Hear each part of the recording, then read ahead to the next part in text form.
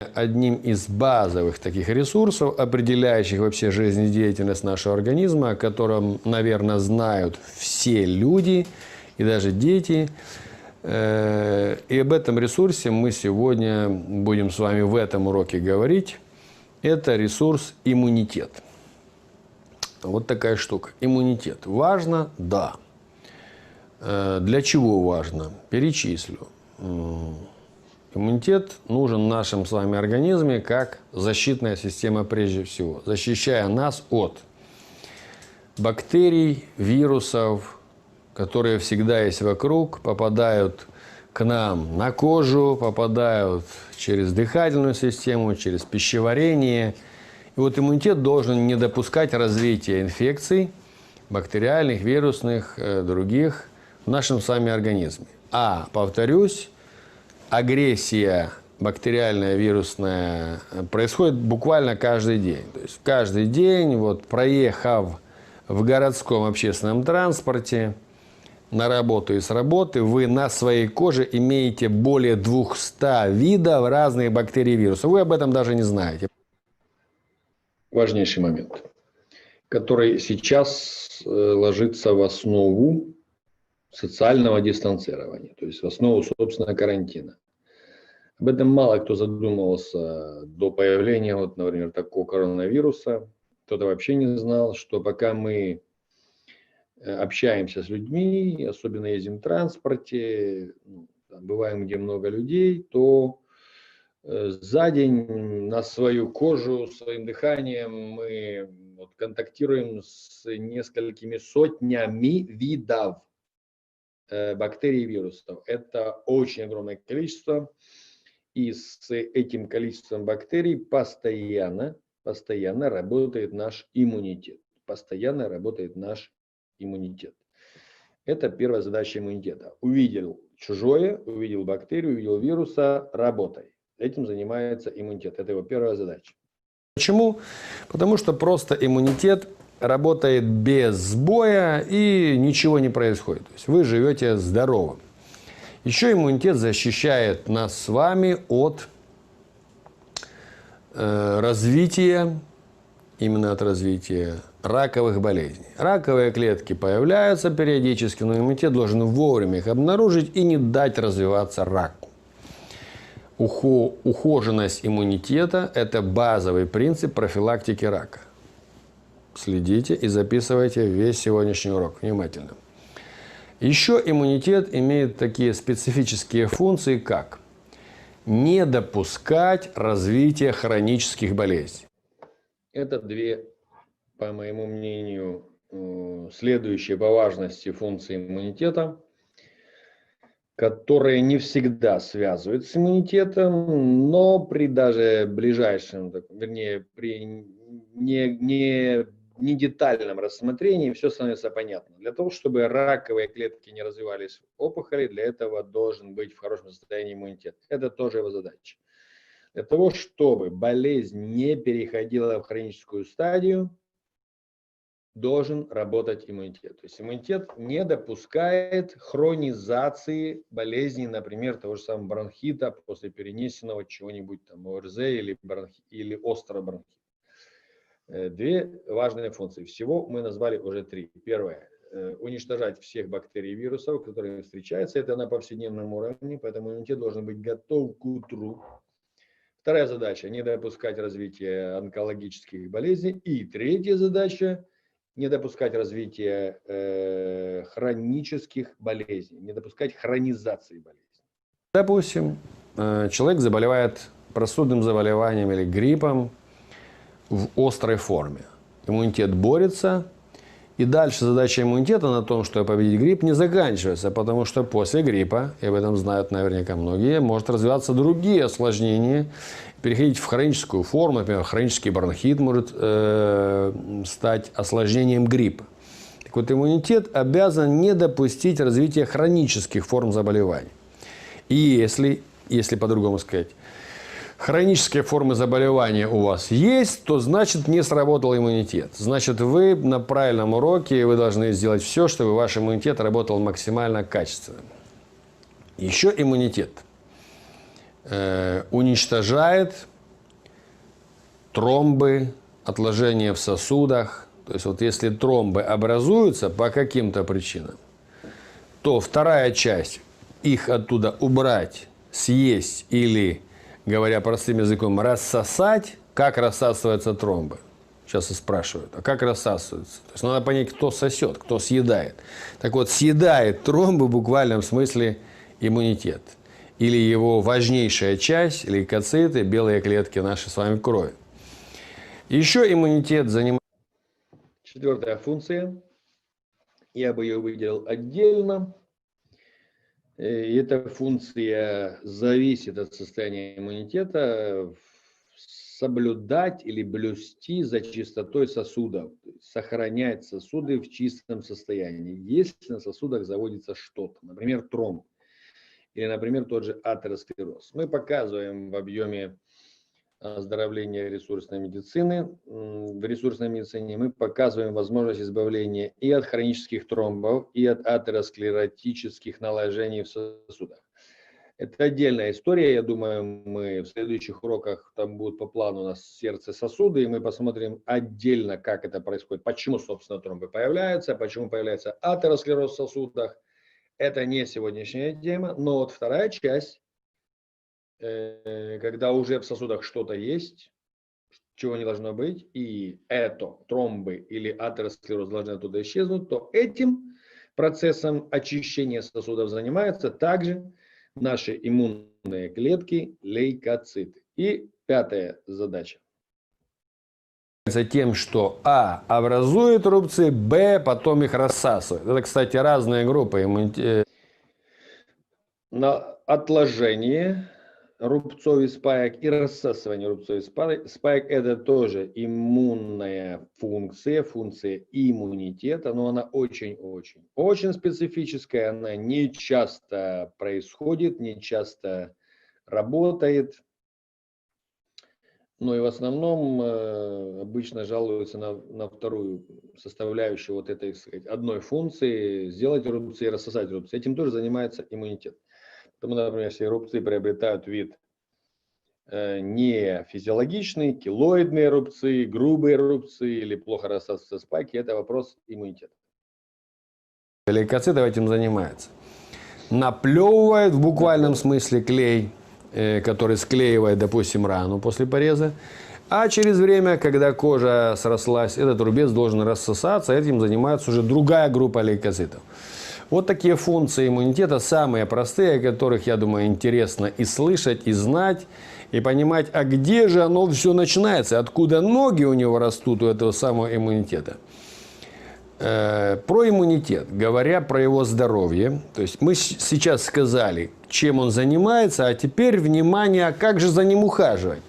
Потому что по факту сегодня, и это очень тяжело слышать, но это правда, по факту сегодня доктор в классической медицине, в белом халате, он может только констатировать конечную фазу поломанного иммунитета. Правда. Правда в том, что понятие иммунитет есть. Оно более-менее известно, наверное, большинству людей. Даже об этом понятии может много рассказывать доктор, что как бы да, иммунитет есть, но вот доктор чаще говорит про иммунитет, который уже сломался. Уже сломался. А в ресурсной медицине мы как раз обучаем тому, как про иммунитет свой думать и как заботиться про свой иммунитет на повседневном абсолютно уровне. Об этом речь будет идти дальше в сегодняшнем уроке. То есть, условно, иммунитет был долго поломан, потом приключается, например, рак. И онколог может сказать, ой, у вас рак, у вас долго плохой иммунитет. Но почему же онколог ничего не рассказал до того, когда рак, в общем-то, состоялся? Или же случается бронхиальная астма, доктор-аллерголог или терапевт ставит диагноз, о, у вас бронхиальная астма, или у вашего ребенка бронхиальная астма, у вас очень давно плохой иммунитет, по факту. Или же у вас псориаз, и в псориазе, на коже такая болезнь есть, участвовал плохой долго иммунитет. Или же у вас ревматоидный артрит, а это аутоиммунная проблема, то есть когда-то почему-то поломался иммунитет, а вот сегодня давайте будем заниматься вашим ревматоидным артритом. Мысль какая? Мысль очень жесткая, кстати. Мысль очень жесткая. Я бы за нее, ну, как бы мы ее, условно говоря, преподаем. Я ее преподаю в полном базовом курсе. Первый курс, базовый. Вот там эту мысль мы очень дорого, очень мощно рассматриваем. Я перескажу ее на пальцах в упрощенном виде. Сейчас я сказал о том, что в случае рака, в случае там, ревматоидного артрита, в случае бронхиальной астмы доктор не ставит вопрос о самой интересной фазе заболевания, фазе доклинического развития. Доктор просто по факту констатирует уже наступившую болезнь, которая не один день, не месяц, и не 2 месяца, и даже не полгода. А этой болезни уже исчисляются полугодиями, годами. И вот есть болезнь. Окей. Но этой болезни-то предшествовала вот эта стадия огромная. Огромная. А у рака она занимает 5-7 лет. 5-7 лет занимает стадия, например, до клинического развития рака. И никто ничего вообще никак ни сном, ни духом, что называется. Ни сном, ни духом вообще не понимает. И что? Даже сам онколог, который занимается лечением рака, про доклиническую стадию развития рака ни о чем не говорит, никогда не говорит. Хотя в этой доклинической стадии болезни, когда болезнь только в зачаточном состоянии, с ней же проще разбираться, она меньше, в общем смысле она меньше, она проще, ее проще задавить. И для этой стадии как раз нужен иммунитет. Для этой стадии вот в этих болезнях и в других, во множестве других болезней, нужен иммунитет. О нем говорим дальше. Что про иммунитет, что он есть, знают даже дети. Про иммунитет, что он имеет правильные функции в организме, знают доктора.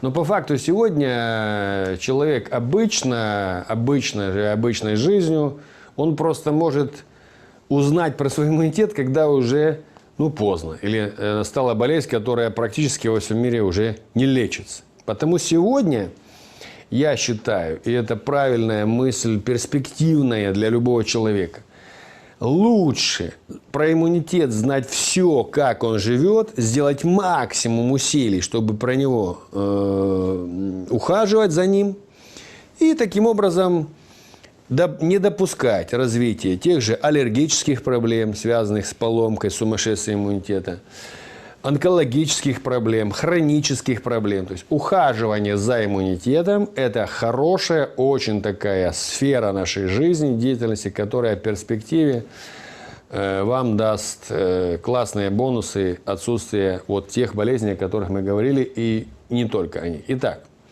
где же берет начало свой иммунитет? Что хуже всего на нем отражается? И как им можно управлять? Я в этом смысле выделяю 4 практические задачи, которые реализовать может любой человек без медицинского образования у себя. Сейчас я буду рассказывать в уроке схематично, практично и очень просто 4 вещи, которые должен знать про иммунитет любой человек, взрослый и дети, начиная где-то с старших классов школы точно. Должны уже, потому что они учат биологию, учат анатомию, и им, по идее, это надо знать. Про иммунитет, скажем, 4 составляющих, которые позволят уже сегодня начинать планировать и налаживать свое состояние иммунитета, чтобы каждый день просыпаться утром и быть спокойными за свой иммунитет. Дома, используя оборудование для домашнего оздоровления, простые очень в управлении, в использовании. 4 вещи, которые, я считаю, нужно знать про свой иммунитет. Первое, надо знать, где он начинается. И именно там на него максимально повлияет. Гематологи.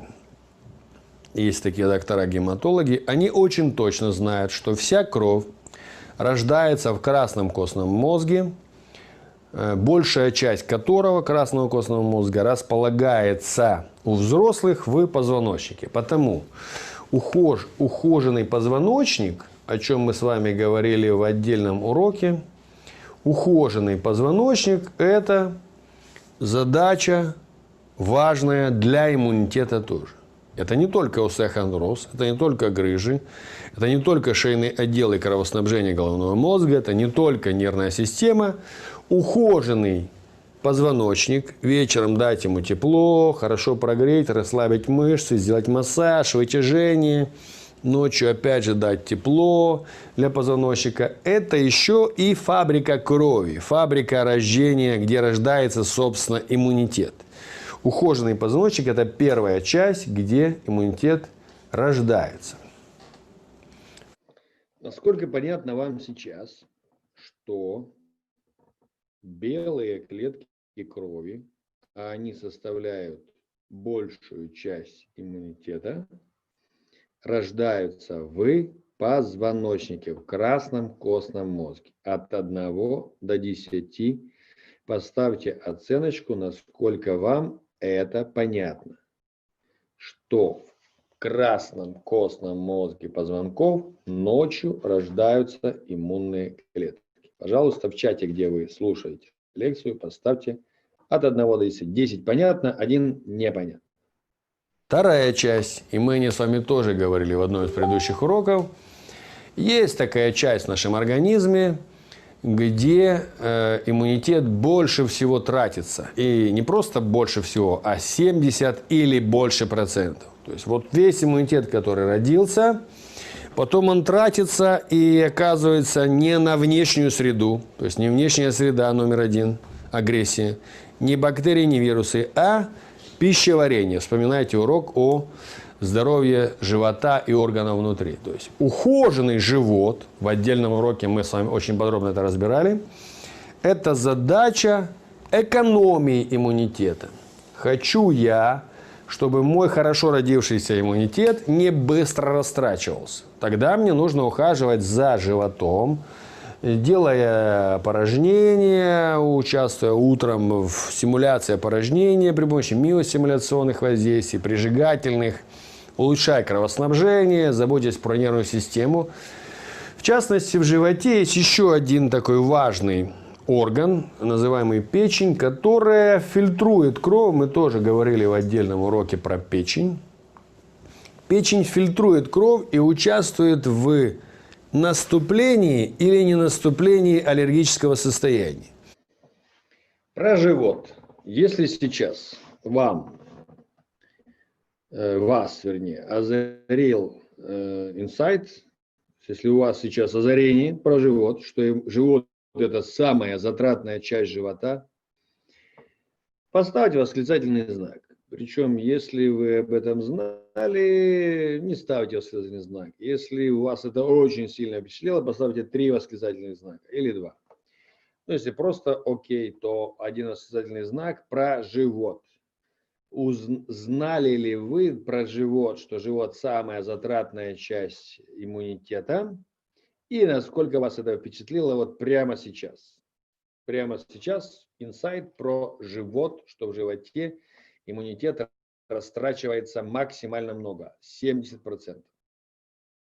Печень как фильтр участвует в наступлении или в отступлении, в исчезновении аллергического состояния. Когда мы поставим задачу оздоравливаться от аллергии, то нам нужно будет и здоровьем живота заниматься, и еще дополнительно давать тепло, массаж для печени, чтобы печень вовремя фильтровала нашу кровь и выводила все токсины, циркулирующие иммунные разные комплексы. Ну, в общем, занималась фильтрацией и выведением шлаков через желчь. Мы об этом говорили в отдельном уроке. Третья важная часть в понимании здоровья иммунитета – это наша с вами часть, которая контролирует темп расходования иммунитета. Именно так.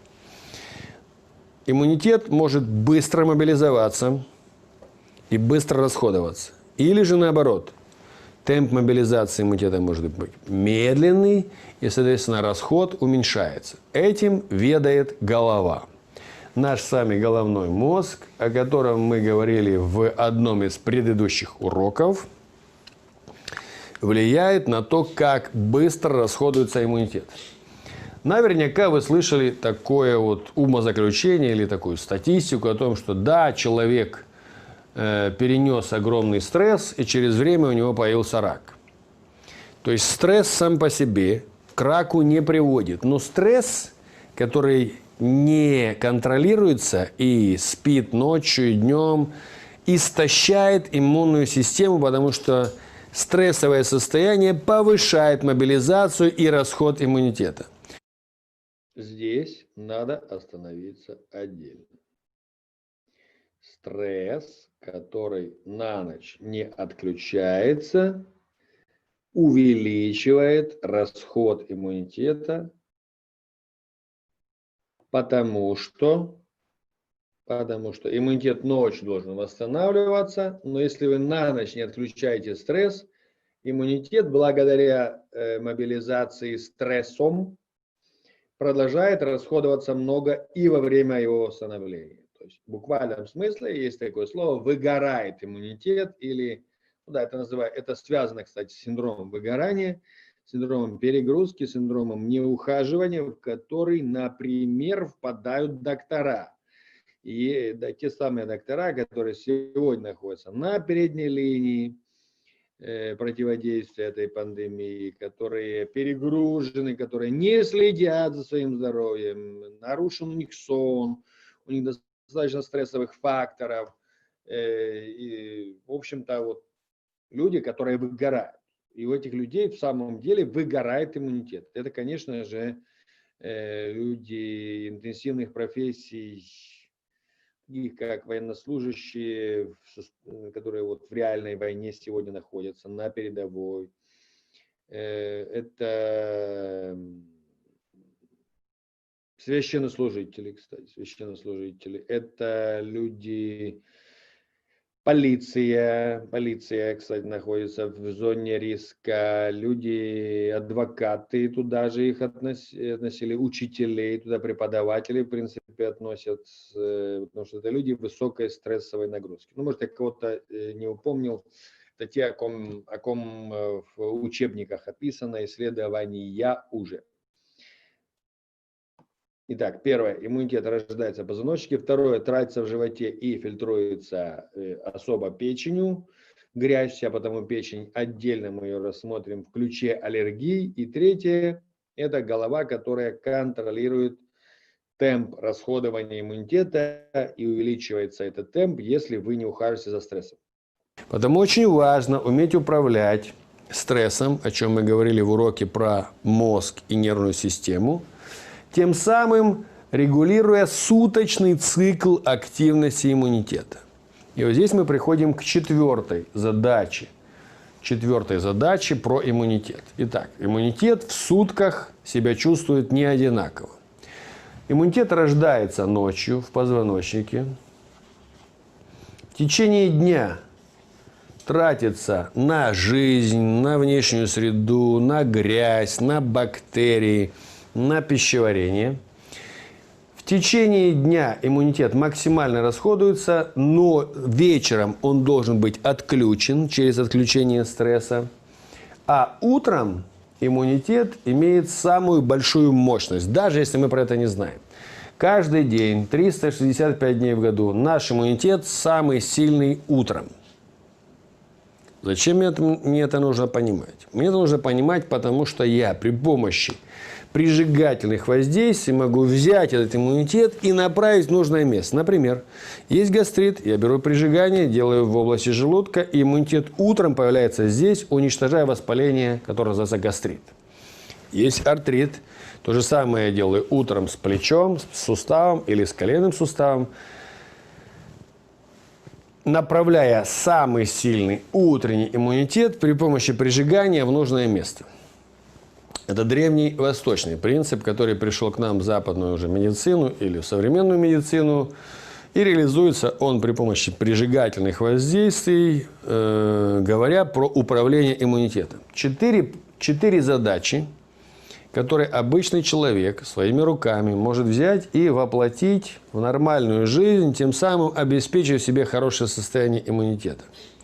А я сказал, чем иммунитет занимается в нашей жизни. Итак, ухоженный позвоночник, чистый живот, хорошо работающая печень, стресс, который мы научились убирать с головы в вечернее время, и утреннее прижигательное направление иммунитета – все, что нужно знать сегодня про иммунитет.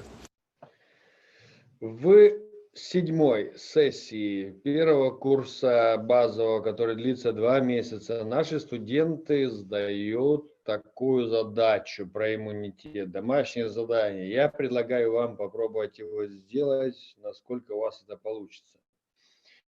Вот есть 4 части. Первая – позвоночник, где иммунитет рождается. Вторая – живот, где иммунитет тратится. Третья – голова, которая контролирует расход иммунитета. И четвертая – это управление самой мощной утренней порцией иммунитета.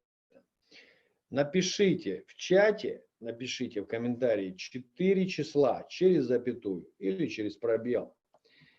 От 1 до 10, где 10 максимум. Насколько вы эффективно управляете каждой частью. Своим позвоночником и знаете, что у вас иммунитет рождается. Своим животом и знаете, что он у вас максимально мало тратится. В животе полный порядок. Головой и стрессом, зная, что голова в хорошем состоянии, потому иммунитет не выгорает, не сгорает из-за перегрузок стрессом.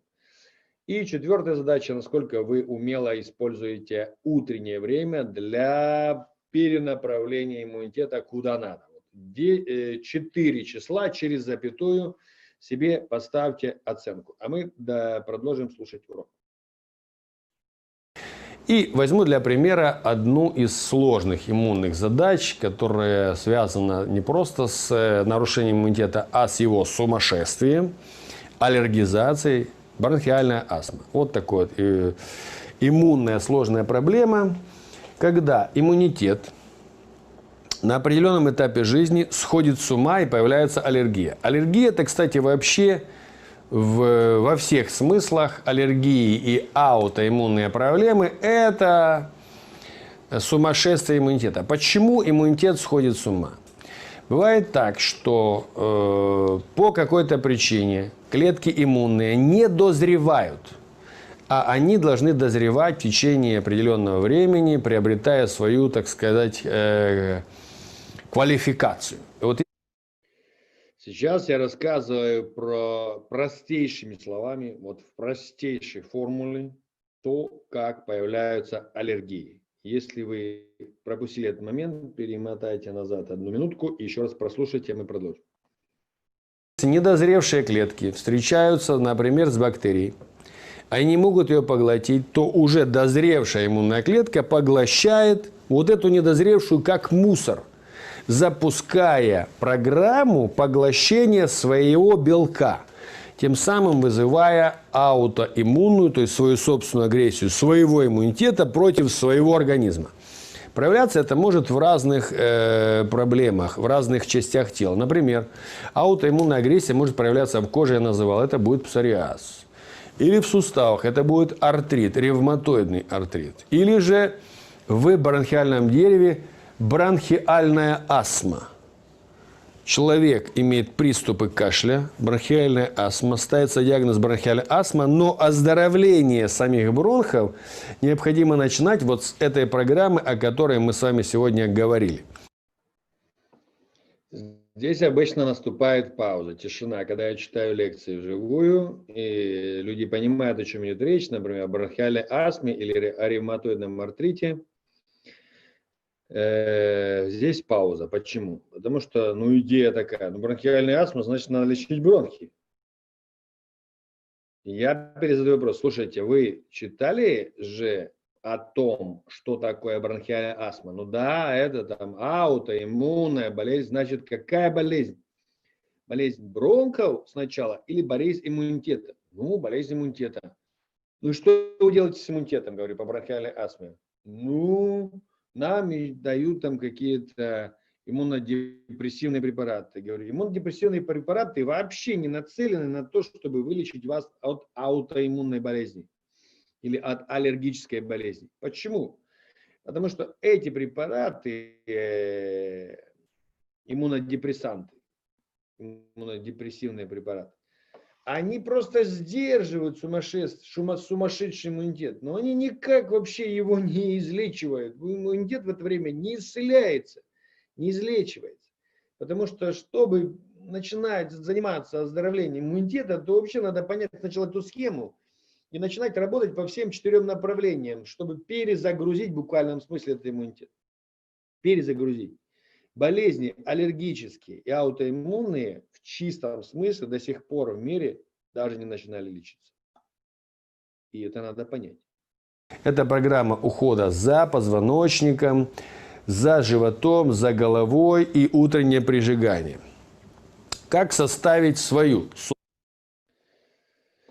Схематично урок в этом месте заканчивается. У нас не заканчивается школа. Сегодня был 9-й урок про иммунитет. Если вам вот понравилось, где бы вы ни смотрели этот урок, и вам понравилась его суть, сделайте обязательно репост и напишите комментарий хотя бы, насколько вам понравилось.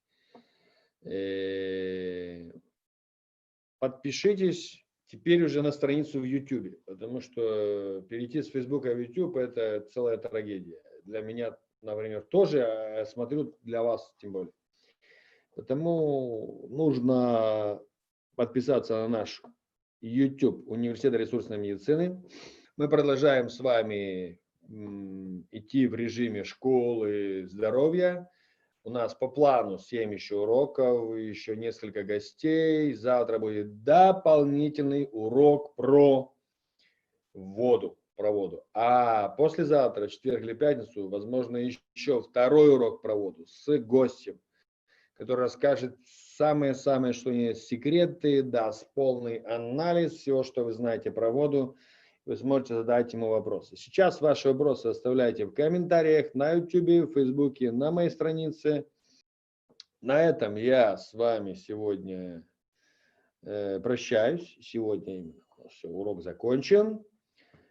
Желаю вам добра, здоровья, берегите себя, заботьтесь про свой иммунитет и обязательно заботьтесь про иммунитет своих родных и близких, дорогих людей.